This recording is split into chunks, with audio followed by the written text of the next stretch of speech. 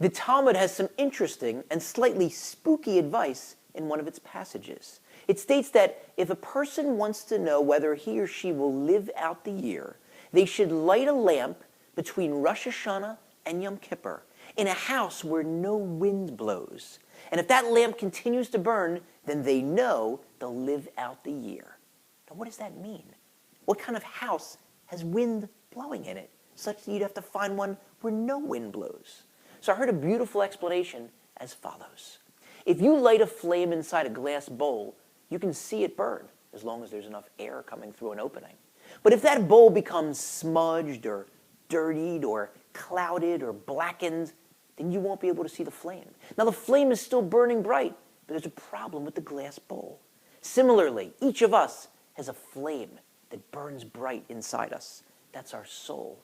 But our soul lives within a receptacle, a glass bowl of sorts, our bodies. And when our bodies become clouded or smudged or dirtied or blackened through sin, then we can't see that flame, the flame of our soul, even though it's still burning. And so what the Talmud is suggesting is light that flame, light that lamp of your soul in a home where no wind blows, no wind from outside, no wind from the street, no wind of immodesty, no wind of temptation, no wind of philosophies or ideologies that are at odds with Judaism. We've got to keep those outside of our home.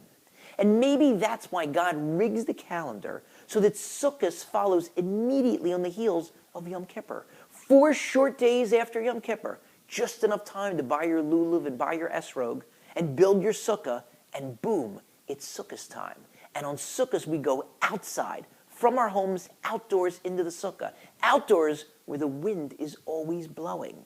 And so we walk into a decompression chamber of sorts, a portal from our homes and our synagogues where we've been praying on Yom Kippur, out into the world where that wind is always blowing, but we got to spend a week in our sukkah, a week filling our pockets up with extra mitzvahs.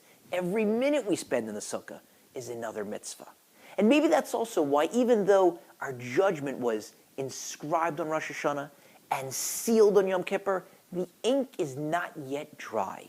The judgment is not sealed finally until the last day of Sukkot, the day of Hoshana Rabbah. Because maybe God wants to see us spend that extra week outside in our sukkah where the wind is blowing outdoors to see, do we sway when those winds of the street are blowing?